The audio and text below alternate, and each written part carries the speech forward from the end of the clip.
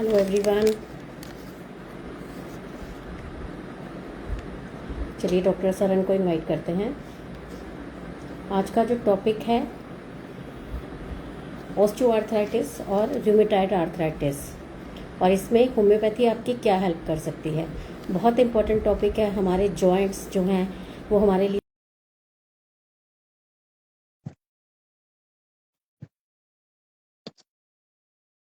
और आज के हमारे जो गेस्ट स्पीकर हैं बहुत ही डायनामिक हैं।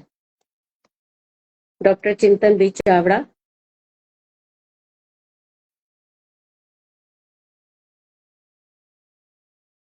हमने इन दोनों को इनवाइट किया है।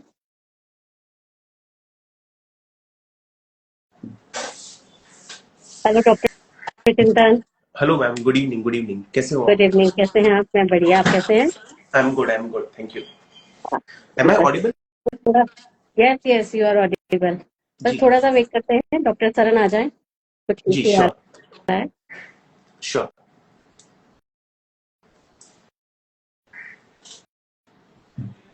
एट लास्ट आपने टाइम निकाल ही लिया हमारे लिए। ओह यस, बिकॉज जो आपके रेगुलर टाइमिंग से जो होते हैं लाइव, उस टाइम पे मेरा क्लिनिक होता है basically. So Saturday is my of day, so that was the good only good time. Good. नहीं, बस जी। इसीलिए हमने भी चेंज कर लिया कि डॉक्टर चिंतन को तो जरूर लेकर आना है एक बार। ओह, हम ही thank you so much, time means a change lot. करते हैं। Means a lot. हाँ, एक्चुअली हम लोग वेडनेसडे को ही करते हैं, बट जब मैंने आपका देखा कि आपका मैनेज ही नहीं हो पा रहा तो हमें लगा हम मैनेज करते हैं। लेट्स वेलकम जी, doctor Saran. Thank you for adjusting. Hello, good evening, Dr. Saab. How are hello you? Ma'am, good evening. Good evening, I am good. आप कैसे हैं? I'm good. Hello, Dr. Soni. Hello, कैसे हैं आप? I'm good. I'm eagerly waiting to hear from you, Dr. Saab, about RA and OA. जी, Very good topic. Yes. चलिए start करते हैं फिर। हाँ, let us yes welcome ma'am. you, Dr. Chintan. Thank you so much. Thank you. Good Thank you evening, for the. everyone, and welcome to this Insta Live. Today, we have with us not just a homeopathic doctor, but a passionate healer and mentor, Dr. Chintan B. Chavda. As founder of MedPersect, a platform that has empowered around 1 lakh students, Dr. Chavda has dedicated his life for transforming homeopathy into a movement of compassion, wisdom, and real-world healing. With over 10,000 patients treated in charitable clinics and inspired by the blessings of his guru, Dr. Farooq Master, he blends deep clinical insight with heartfelt teaching. Let's welcome the man who inspires the next generation of healers. Welcome, Dr. Thank you, Chintan. ma'am. Thank you so much for such a great invitation. Thank you so much. Thank you, thank you. Sir, जैसे आपका topic arthritis पर ही है, osteo जी, and rheumatoid arthritis, तो sir पहले आप ये बताइए कि what is RA, rheumatoid arthritis and osteo arthritis, और जी, ये कैसे हम मेरे पास जब पेशेंट आए तो हम क्या सिम्टम्स लेके पहले को पता लगे कि is it RA or OA? जी। So basically first of all दोनों ही मस्कुलोस्केलेटल डिसऑर्डर में आते हैं, एंड दोनों ही स्पेसिफिकली आपके हमारे जॉइंट्स को अफेक्ट करते हैं, राइट?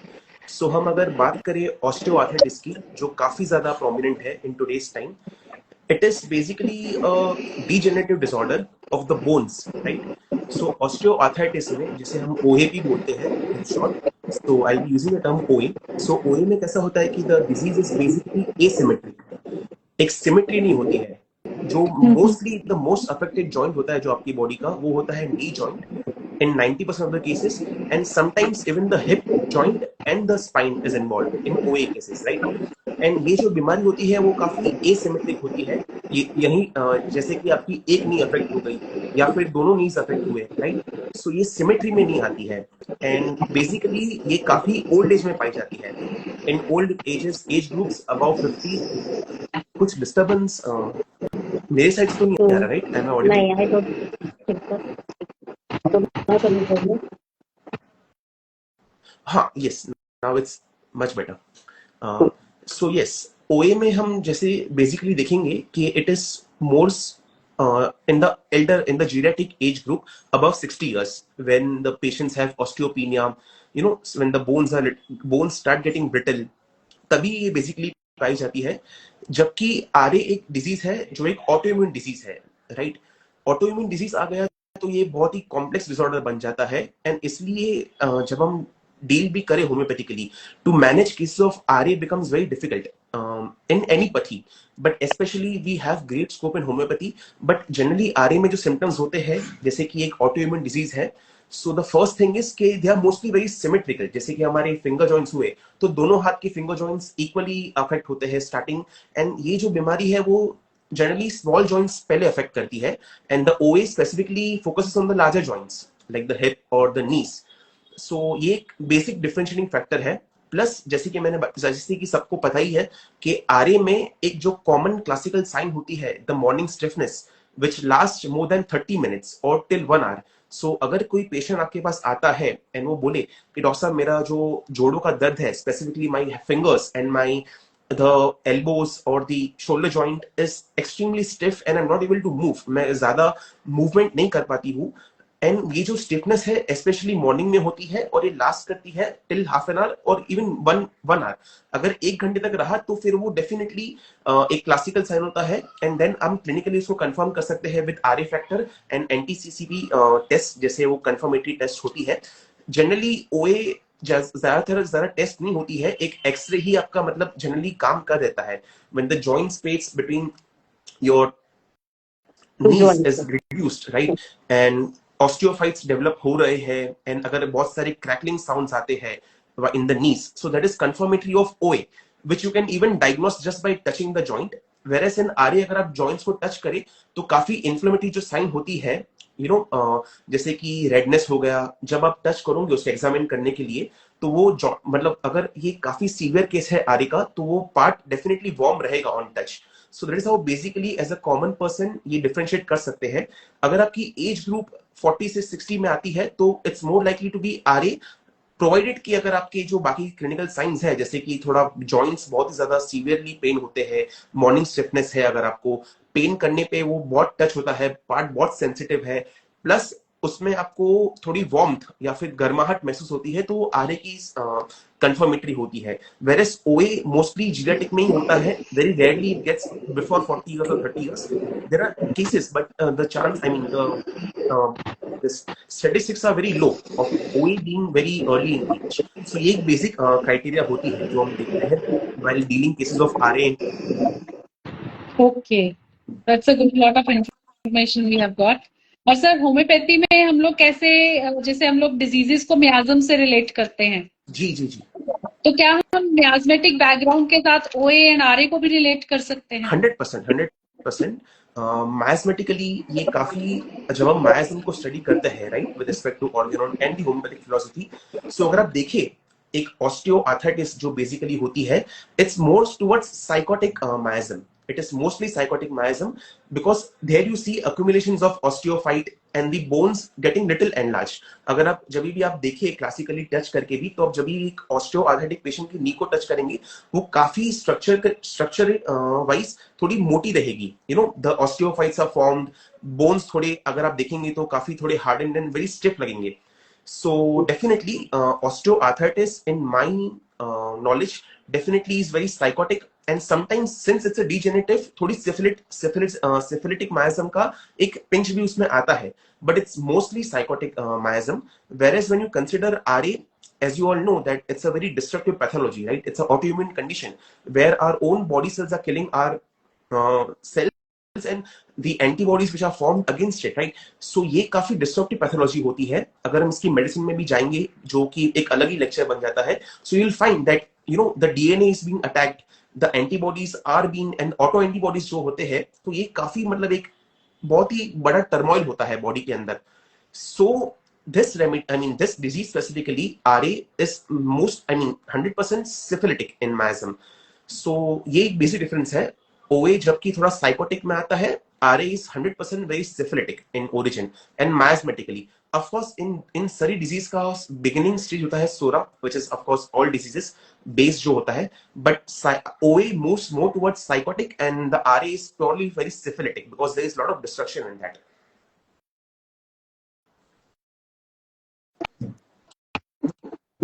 या ये आपने बहुत अच्छा बताया. सिफिलिटिक, उसमें थोड़ा सा सिफिलिटिक रहेगा, ओवे में ज्यादा साइकोटिक रहेगा. Yes.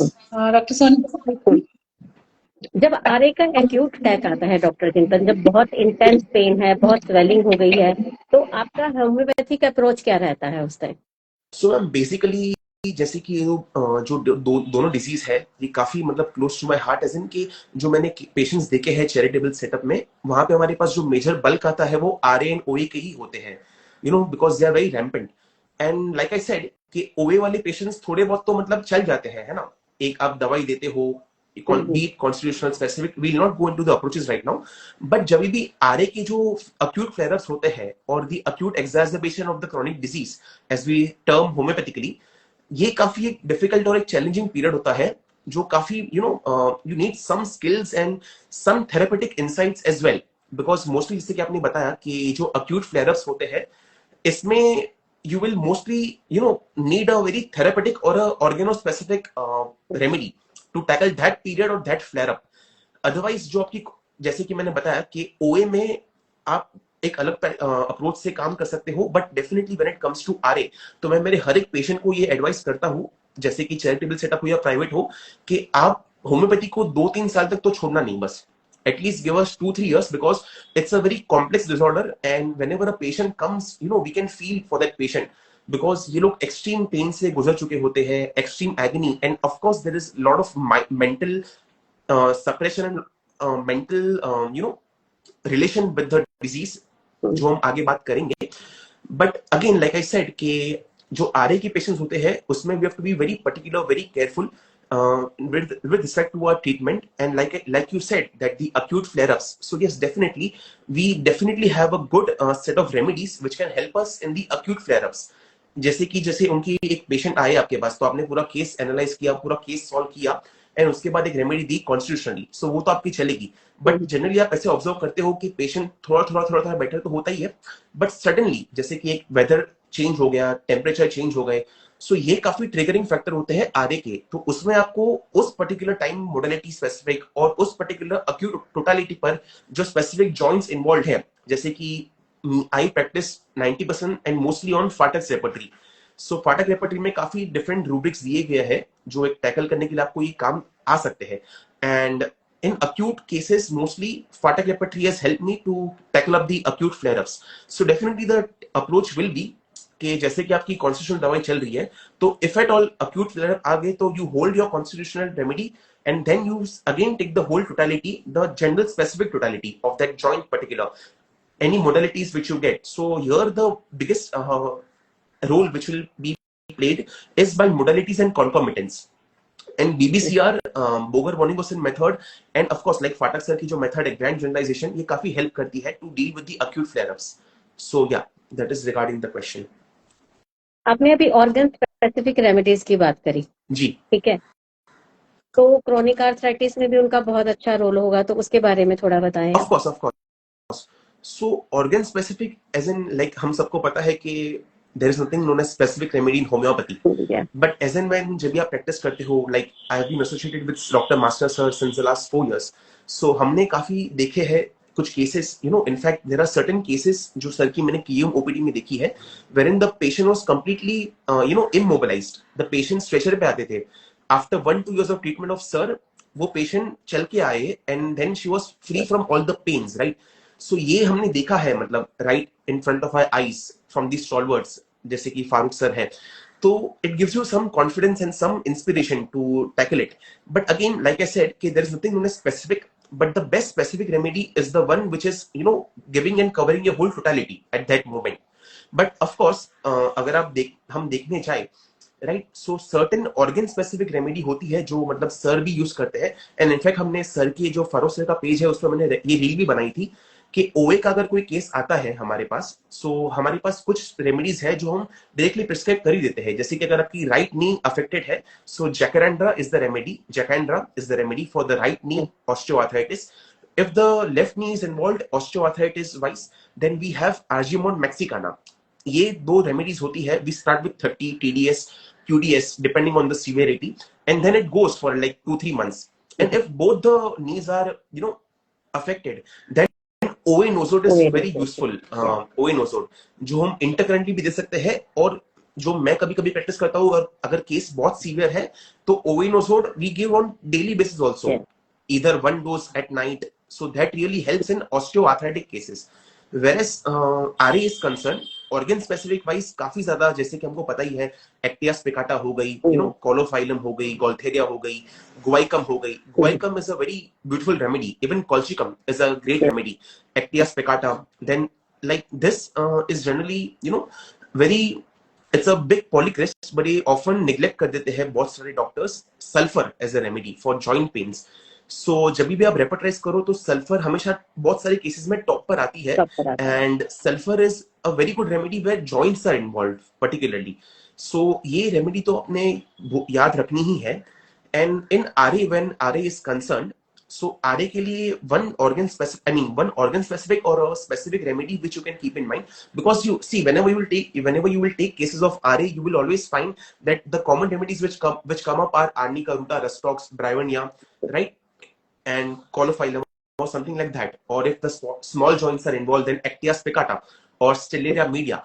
But you have to remember your one good remedy which is very useful in this such cases of RA as a specific is salicylic acid.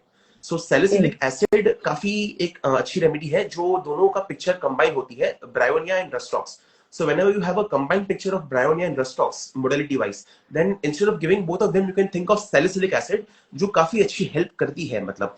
And there is a certain specific RA के लिए अगर एक कोई tincture होगा तो Bryonia mother tincture, which is of course very bad in taste, but of course if you need to give the patient some relief, Bryonia mother tincture is quite helpful.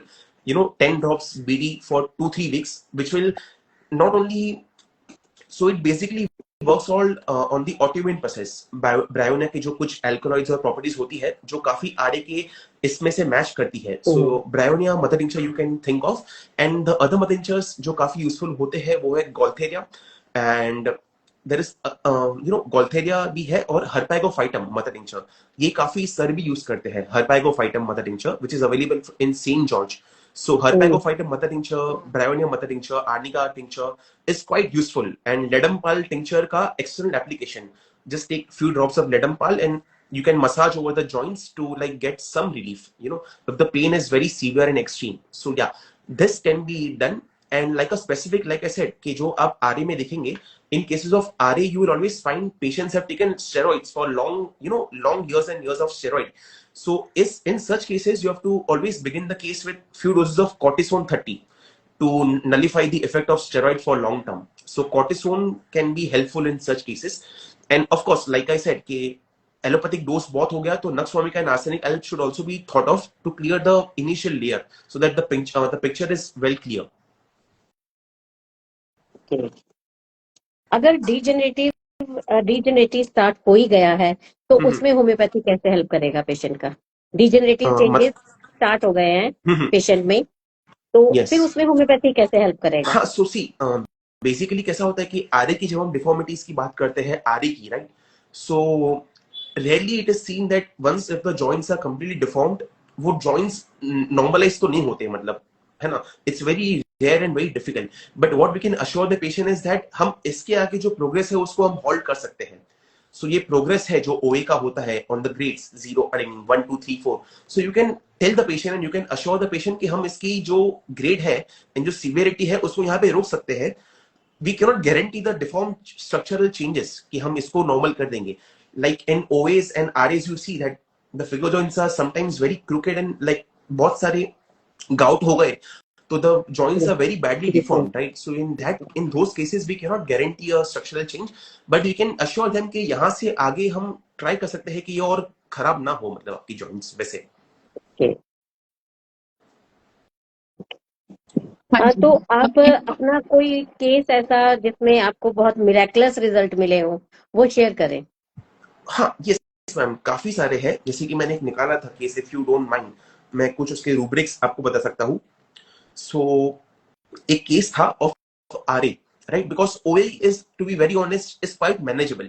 आप OA के patients को काफी एक easily तौर पे आप manage कर सकते हो. It's not a big deal to manage OA cases. But when it comes to RA, rheumatoid arthritis, it is extremely tricky and a lot of skills are involved. So just sharing one case, जैसे कि मैंने यहाँ बताया था, this case I had used two repertory approach. One is to find the constitution through Fatak.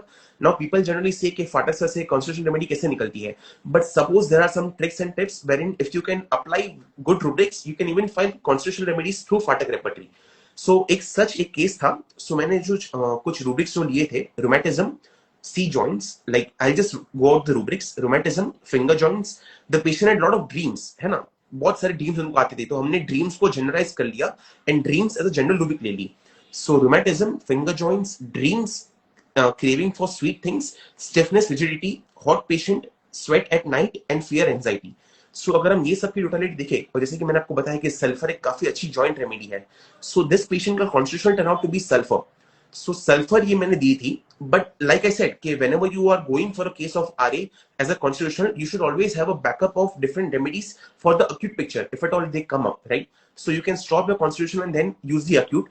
So वो same case को मैंने repertorize किया through Kent's repertory and Burrick's repertory, and then the rubrics which I took is locomotor system, joints, inflammation, arthritis, acute, arthritis, chronic, joints, rheumatic, limbs, rheumatic, pain, upper limb, rheumatic, then extremities, pain, hand, rheumatic, extremities, pain, finger joints, rheumatic, extremities, pain, wrist, rheumatic, extremities, pain, lower limbs, rheumatic, and aggravation by external pressure, external ameliorates. अगर hard pressure होगा तो patient को अम्यूलेट करता है, and elbow भी इनका involve था. So generally मैंने पूरे सारे सिस्टम ऑफ जॉइंट्स ले लिए थे.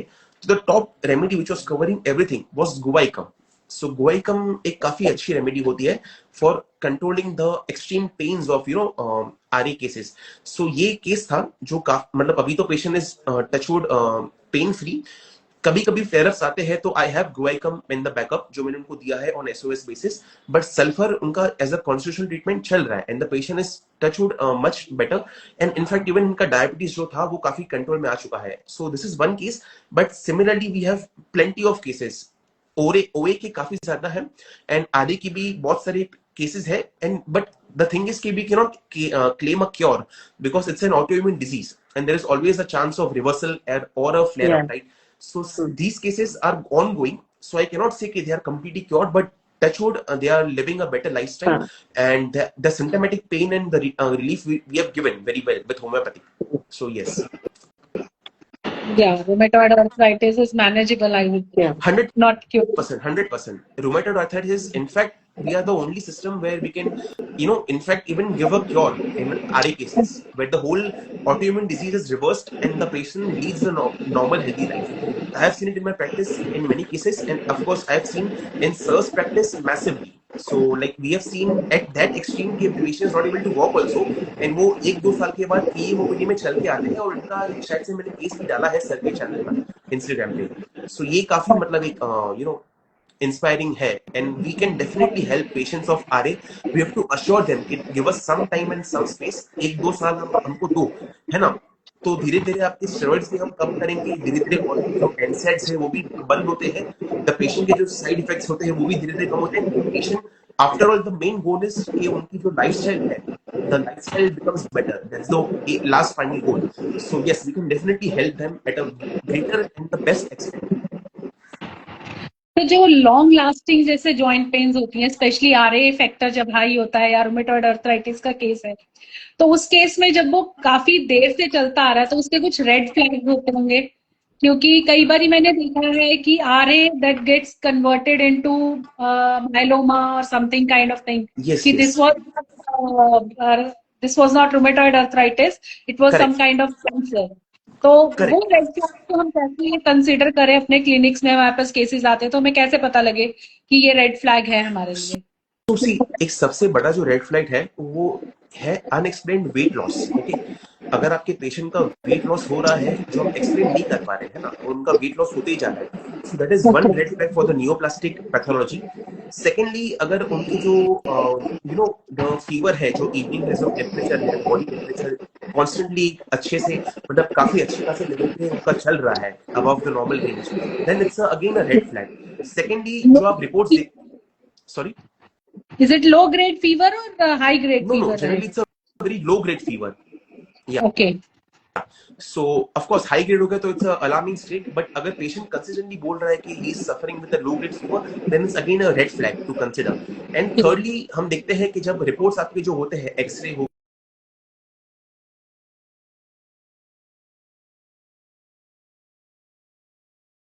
सार्कोमा हो गया या फिर कोई ट्यूमर हो गया, सो जो कैंसरस जो पेन होते हैं वो काफी इंटेंसिटी वाइज इन दोनों पैथोलॉजी से बहुत ऊपर होते हैं. So whenever you get that very high intensity of pain, you should always try to rule out with other tests, possibly some cancer markers or then the neoplastic pathologies और उनकी investigations. So ये कुछ red flags होते हैं. But जो जैसे कि मैंने बताया कि अगर आपका जो पिक्चर है वो क्लिनिकली मैच नहीं कर रहा है विद द रिपोर्ट्स और in the intensity with the patient is coming, तो ये काफी बड़ा रेड फ्लैग है. एंड लास्टली जो अनएक्सप्लेन्ड वेट लॉस है, तो यू आर मतलब प्रीटी श्योर कि the patient is now somewhat in that neoplastic category, so you must rule out. तो it can help the patient the earlier the better, like that. ये क्योंकि ये question मैंने इसलिए पूछा क्योंकि ये पर्सनली मेरे साथ, मेरी मदर के साथ हुआ था. When I was quite young, तो उनको अर्थराइटिस हुआ और वो काफी सालों से ऐसे चलता जा रहा था. Then in 2014 it was detected as myeloma. तो वो इसीलिए मेरा ये क्वेश्चन था मेरे दिमाग में कहीं पे कि I must know what was the reason and what could be the red flag. Yes, जो हमने देखे थे. Yes. So ये एटलीस्ट ये जो लगे थे वो रेड फ्लैग्स है जो हमको याद रखने चाहिए. एक तो unexplained weight loss, then the temperature which is very high, I mean the low grade fever which the patient is experiencing, because that could also somewhere give the indication of some infective pathology in your body. अगर leukaemia भी हुआ patient को तो ये picture से वो काफी similar होता है. एंड लास्टली अगर नाइट पेन्स है जो कैंसर में जनरली पाए जाते हैं, night pains are which are very terrible. And the intensity wise generally कैसा होता है कि ओए के जो पेन्स होते हैं वो with the activities it starts, but जैसे ही आप रेस्ट करते हो तो वो बेटर होते हैं. आरे की जो पेशेंट्स होते हैं उनका जो मॉर्निंग में पेन होता है वो दिन भर एक्टिविटी से कम हो जाता है. बट अगर आपको वो कांस्टेंट पेन है जो आपको दिन भर सता रहा है, नाइट में बढ़ रहा है, so you have to definitely get alert and then keep your other diagnostic test in your mind to tell the patients to rule out other neoplastic pathologies. Okay, that's good. That's a good point you mark. Thank you. अब सोनिया आपका कोई sorry. Physiotherapy, yoga और exercises, इनका भी role आप बताएं. हाँ, 100%. सी ओए में तो जैसे कि हम बताते हैं कि you have to strengthen your quadriceps, so the less pressure which goes on the knee. So अगर आप डेफिनेटली फिजियो करते हो, योगा करते हो, so it definitely helps in cases of OA. जब आरए की बात आती है तो जनरली फिंगर जॉइंट्स काफी स्मॉल होते हैं, right. So in that we give some alternative therapy because RA is more related to your mind. So in that you can advise pranayama, yoga, or sattvic lifestyle which the patient can follow. And lastly, काफी अभी recently जो trending में आ रहा है, that is the sodium bicarbonate therapy, right? जो market में soda mint tablets करके काफी famous है, healing सोडा मिंट. ये कुछ people, there are certain sectors of society which are working on alternative pathologies and alternative healing. So ये काफी popular healing method है, wherein you give the patient sodium bicarbonate tablet, 1 tablet dissolved in water. In that you add a lot of lemon, and the whole purpose is to keep your body alkaline, right? Because acidic environment in the body is somewhat related to your disease formation. So the more you keep your body alkaline, the better the recovery rate becomes. So definitely you can advise dietary changes in the patients of RA. ओए में आप कुछ भी करो ज्यादा फर्क नहीं पड़ेगा. ओए में आप खाली आपके आजू बाजू के जो मसल्स हैं, knee strengthening exercises, then the quadriceps strengthening exercises, walking, and some type of physiotherapy will help in OA. But when RA comes, you have to work at a very deeper level. Advise the patient some pranayamas which are very extremely helpful, because if the patient can get little relief from the mental level, he will automatically start getting better on the physical levels. Because RA may definitely you have to find for that causative factor, the mental shock or the trauma which the person has gone through. Because without a very hard life and a harsh life, cancer, a disease like cancer, RA नहीं होते generally सबको. So इसमें you have to be little give them the alternative therapies, spiritual therapies, so the list can go on and on. So yes, we can definitely suggest them the auxiliary mode of treatment.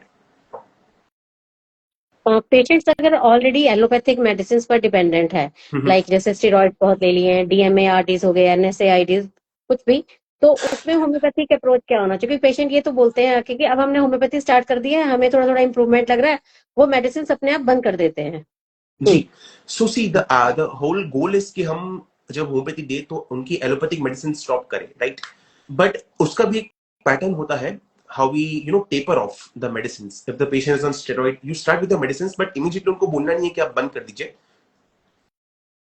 excuse me. So immediately you cannot tell them to stop the medicines which they are ongoing treatment. Otherwise, the patient will land up in a big trouble, right? And even then, we can lose the patient as well from our treatment per se. So generally what हम advice करते हैं कि ओए में तो basically कैसा होता है कि पेशेंट इतनी दवाई नहीं लेता है, वो खाली सप्लीमेंट्स लेते हैं जो डॉक्टर्स एडवाइस करते हैं, कैल्शियम सप्लीमेंट्स या minerals. So we keep that on. But when the patient of RA comes, जो मॉडर्न मेडिसिन के पास जो सबसे एक ही दवाई है एनसेड्स के बाद steroid. So 99% of the patients are kept on steroids, and sometimes the patients even face the side effects of steroid. So our major goal is कि वो steroid को तो कम करना ही है, but there is a pattern in which you can taper it off. So the whole goal should be to taper it off and then eventually stop the steroids. And ये होता है, मतलब if your remedies are correct, if your constitution is right, and you can manage the case very well. So that is possible.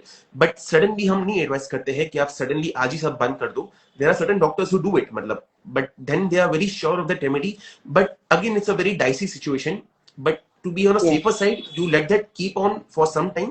And once your homeopathic grips takes on, and अगर homeopathic से vital force और या फिर आप जो भी energies बोलो, वो energies उनको help करने लगे उनकी body को stabilize रखने में, then धीरे धीरे आप taper off कर सकते हो steroids and other these painkillers.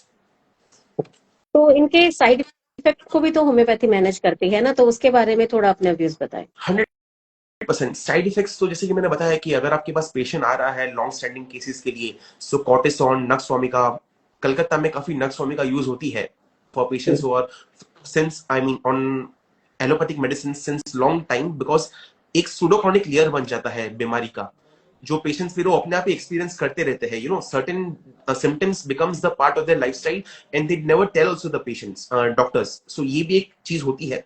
But again like I said कि it is very easily manageable and इसके लिए कोई स्पेसिफिक अप्रोच नहीं करते अलग से. जो आपकी कॉन्स्टिट्यूशन है वो साइड इफेक्ट्स भी मैनेज कर लेती है. और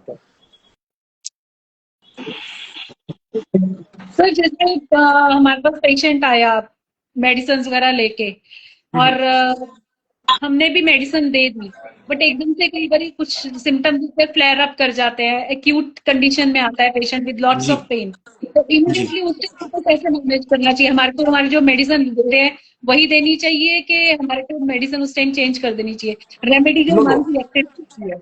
यस 100% ये काफी होता है. तो इसका जो सबसे बेस्ट ऑप्शन जो मुझे लगता है कि जब भी से पेशेंट आए, बराबर, if you are very sure of your constitutional remedy, you must stick to it and stick to the plan. Just अगर सपोज पेशेंट आ जाए वापस एक्यूट फ्लेयर अप लेके या फिर कोई होम्योपैथिक एग्रीवेशन लेके, so first of all you should be able to distinguish very well between whether it's a medicinal aggravation, disease aggravation या होम्योपैथिक एग्रीवेशन, राइट?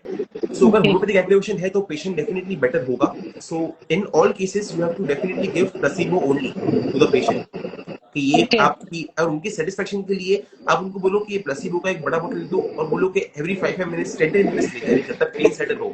सो इसमें प्लेसिबो इफेक्ट काफी काम आती है. When the patient is given extra medicine, तो वो जो थोड़ा सा जो होता है पैरामीटर एक्सेसिव एग्रीवेशन का, वो थोड़ा कम हो जाता है. So I personally do not change my plan of treatment. If I am sure of a remedy, I stick to it.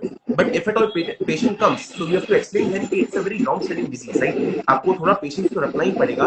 But of course, we always have a placebo, so you can give them मतलब in big quantities also.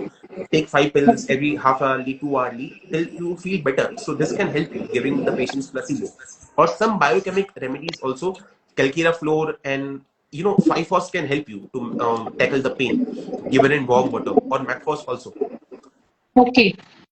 तो मतलब हम साथ साथ में bio combinations देते हैं उसके साथ, मतलब यस अगर कभी ऐसे कोई पेशेंट आ गए तो आप दे सकते हो mag phos as a biochemic supplement. Calcarea fluor काफी हेल्प करती है ओए की केसेस में.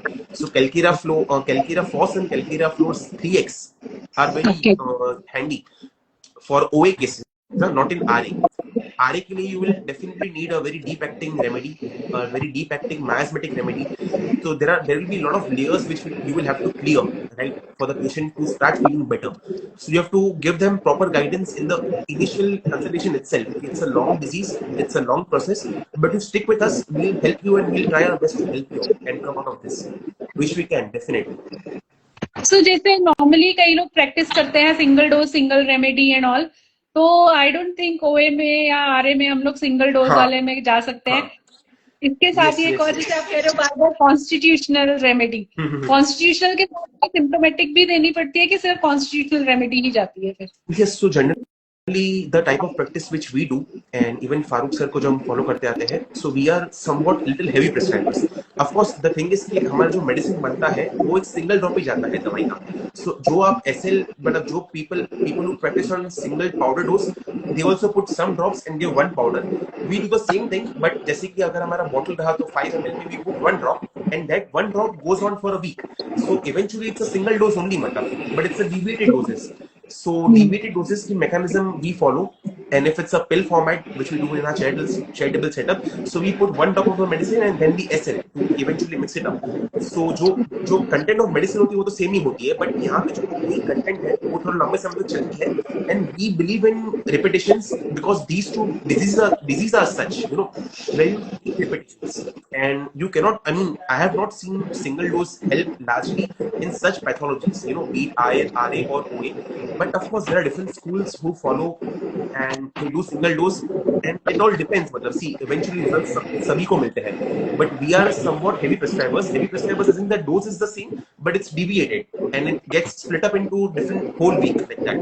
So we believe in little repetition, TDS, BD or OD depending on the susceptibility of patient like that. ठीक है, तो मतलब हम कॉन्स्टिट्यूशनल के साथ साथ दूसरी रेमेडीज भी दे सकते हैं या सिर्फ?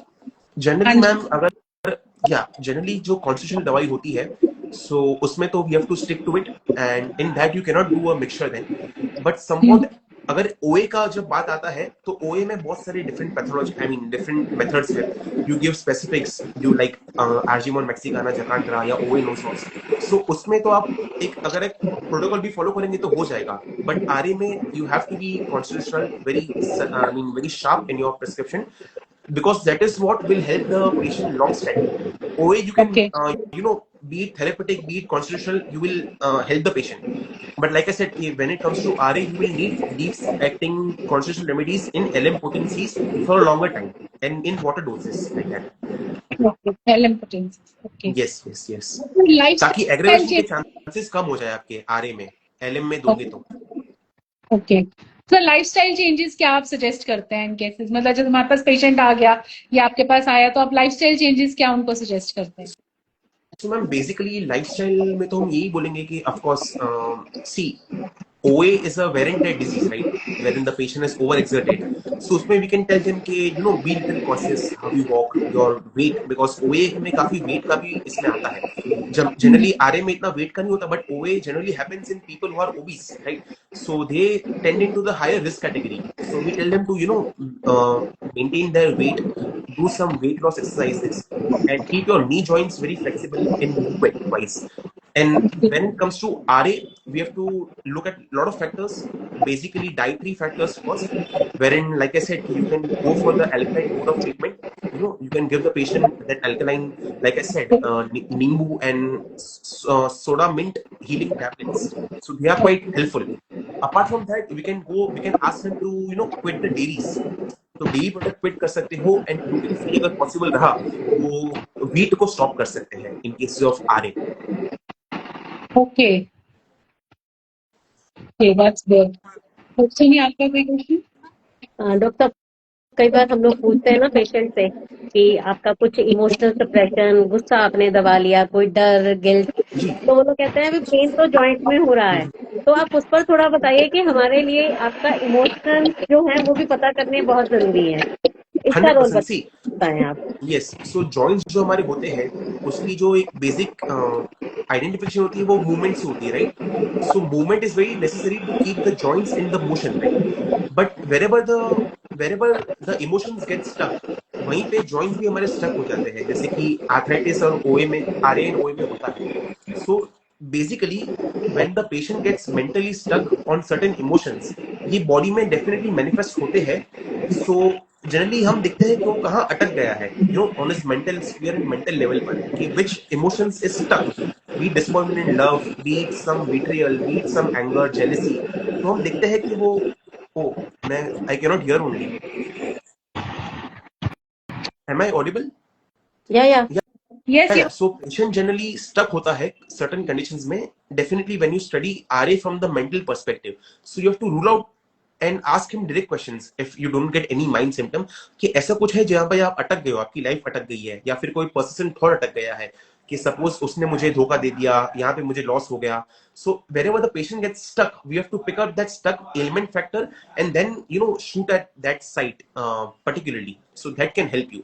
So emotions का definitely, जैसे कि मैंने बताया कि बहुत रोल होता है, and specifically in cases of RA you have to find where the patient is stuck to make him free and free flowing and free moving. तो अगर हम जॉइंट केयर प्रोटोकॉल की बात करें तो इसमें होम्योपैथिक का इंटीग्रेशन कैसे और अच्छा हो सकता है? सो प्रोटोकॉल एज इन कि आप डिजीज पर से बात कर रहे हो या फिर कैसे बात कर रहे हो? डिजीज पर. सो लाइक आई सेड कि प्रोटोकॉल जनरली हम होम्योपैथी में इतने फॉलो नहीं करते हैं, बट जो मेरा जनरली मैंने अप्रोच बनाया है, wherein I always, if the cases are very extremely very bad and the patient needs a lot of care and concern, so I generally give the three approach, wherein I also give back flowers, I also give biochemic and also give homeopathic constitutional. So generally मैं ये तीन चीज पे जाता हूँ, and अगर लगे कि पेशेंट बहुत ही ज्यादा है, then we add mother tinctures as well. There are certain mother tincture combinations which are very helpful to the patient. You can make it and give it if the patient is not getting better. But yes, ginseng again is a very useful remedy for joints. Okay, ginseng mother tincture. So ये काफी एक अच्छी एक mother tincture है. But generally मैं जो approach रखता हूँ in cases of RA, we also give biochemic as a protocol. I can say that if at all you want to follow a protocol, then you can add the biochemics and back flowers to your certain constitutional remedy. And if at all nothing helps, then lastly go for specifics or then include mother tinctures. बायोकेमिक्स तो mother tinctures का भी बहुत अच्छा role है, और हम 100%, इसी 100%. से आरए जैसी जो डिजीज है उसका भी प्रोग्रेशन जो है वो अरेस्ट कर सकते हैं. जी जी जी, we can कई definitely बार arrest. पेशेंट होम रेमेडीज बहुत ले रहे होते हैं. Yes, yes. Home remedies तो 100%.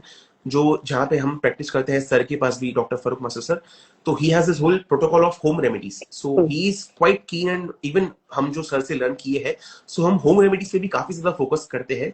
सो as a plan of treatment we also suggest the patient to do certain home remedies, like I said कि this alkaline method, lemon, because lemon बहुत सारे लोग को सूट होता नहीं है, then you have to either switch to turmeric, because ये जो वात का जो होता है factor, the air element, Ayurvedic concept में जो ये बोलते हैं जॉइंट्स डिसऑर्डर में कि वात काफी बढ़ गया है पेशेंट का, सो वो लोग लेमन नहीं सूट कर सकते हैं, सूट नहीं होता है लेमन उनको.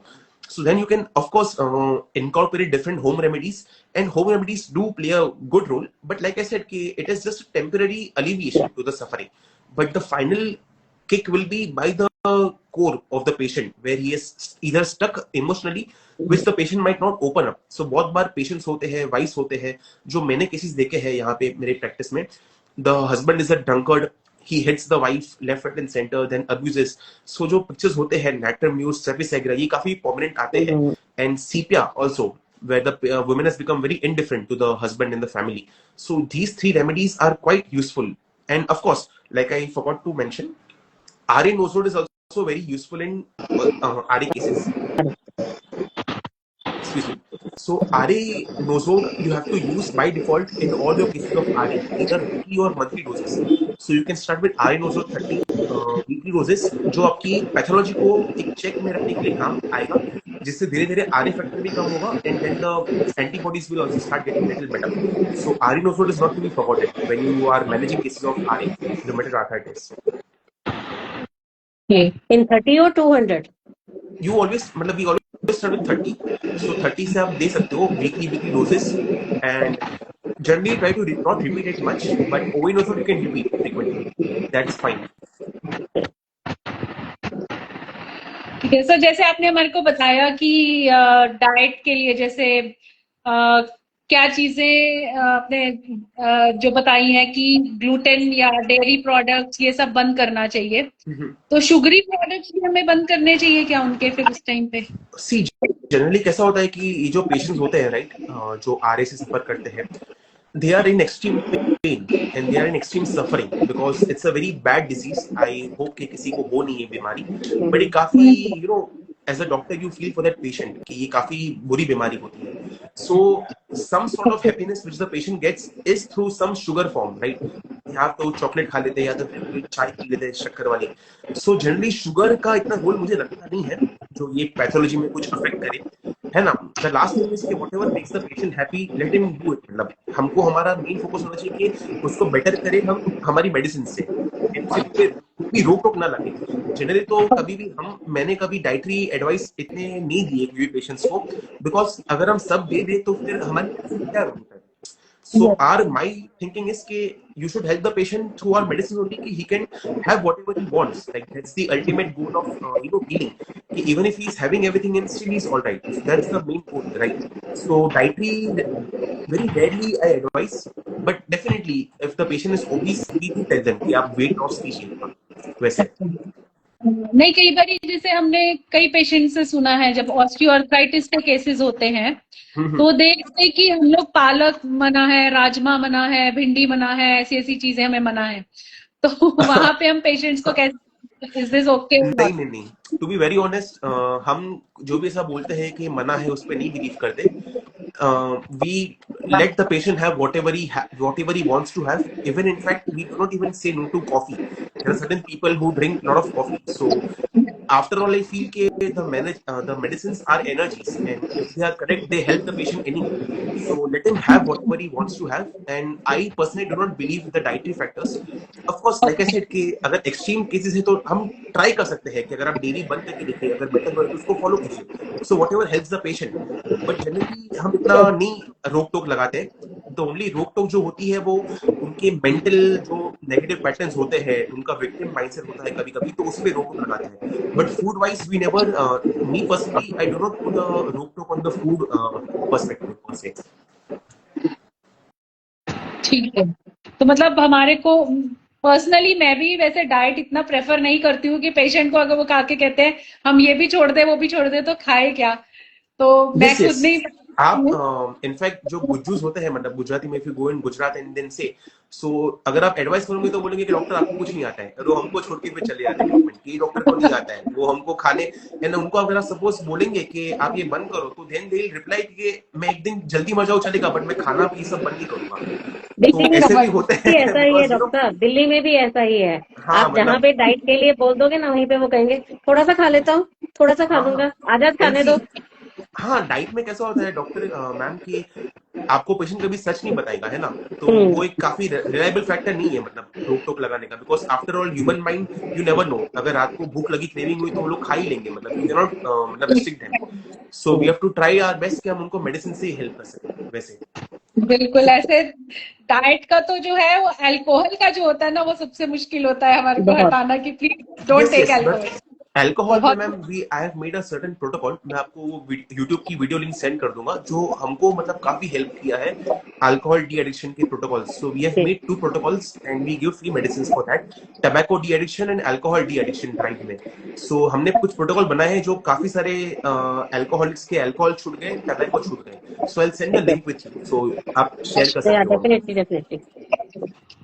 सर गट फ्रेंडली या डाइट, मतलब जैसे आपने बताया हमारे को सोडा बाइकार्ब टैबलेट्स, तो ऐसी पेशेंट्स आके पूछते हैं कि जैसे हम लोग भी घर पे गट फ्रेंडली या डिटॉक्सिफिकेशन के लिए कुछ कुछ जूसेस या ये ले लेते हैं, कुछ ले लेते हैं, तो हमारे को उनको ये रिकमेंड करना चाहिए या नहीं करना चाहिए, क्या मतलब क्या बोलना चाहिए? See, generally, ma'am, कैसा होता है कि you have to see the socio-economic background of the patient. If the patient is well-to-do and can, you know, afford some supplement. Generally, supplements तो आजकल सभी ले रहे हैं, you know, by YouTube or going through anything. But if the patient is able to afford that type of lifestyle where they can have the celery juices and, you know, broccoli and everything, the foods which are rich in antioxidants, so we can advise them. But generally, जो मैं evening में when I practice, you know, certain areas and certain times, there are certain lower economic strata से भी होते हैं patients who cannot, you know, get all these luxuries. So again, like I said, the final aim and goal should be कि आप अपनी medicine से ही patient को better करो. वैसे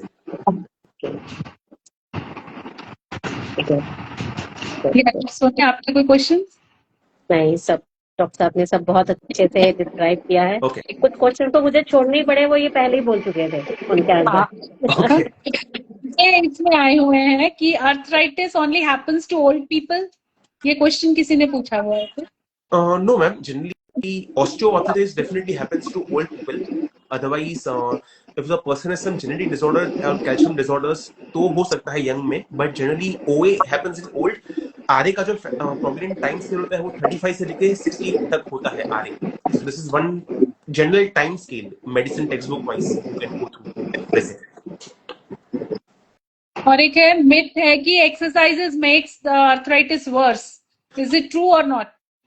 See, that's what now, okay, you have to have a very rigorous monitoring on what's helping you and what's not helping you.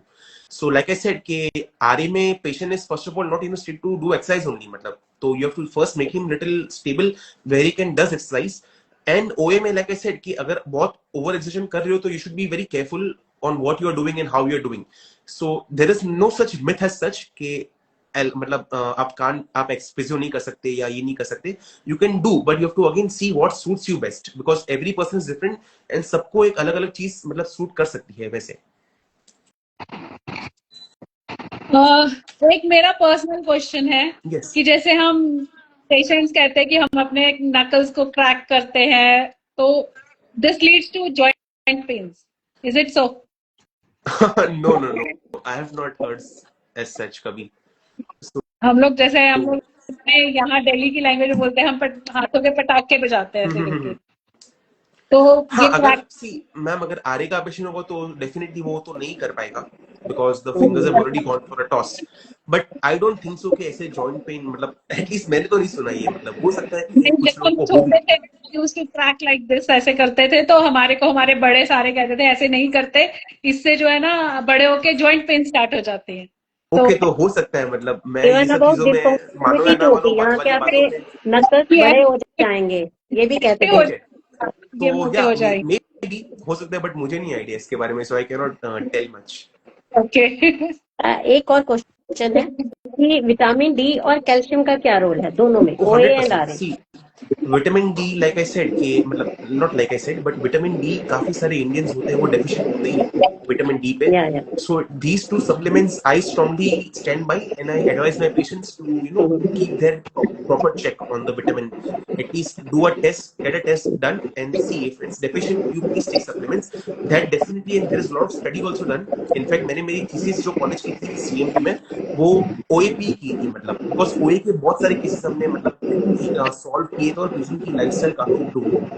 So in that also definitely calcium supplements do help and of course vitamin D helps and there is a correlation also. काफी research paper हुए हैं कि vitamin D helps you to keep proper musculoskeletal disorders at a bay.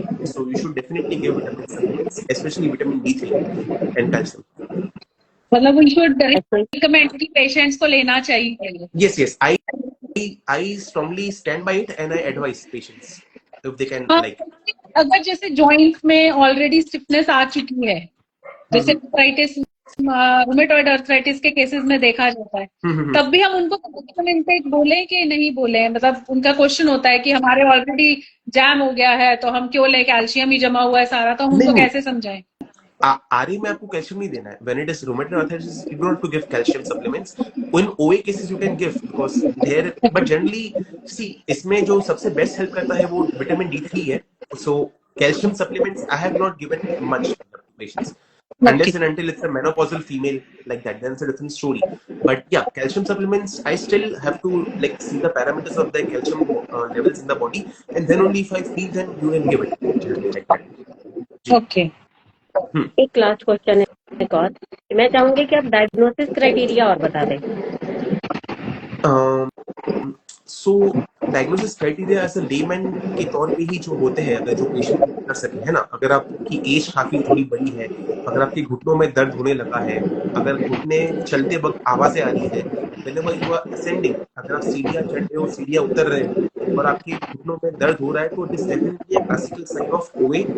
And OA के भी different grades होते हैं, grade 1 2 3 4, and depending on the bone density meter में भी जो आप टेस्टिंग करते हो, depending on the osteopenic level also, whether it's 0 1 or -1 negative in negatives, then you have to assess.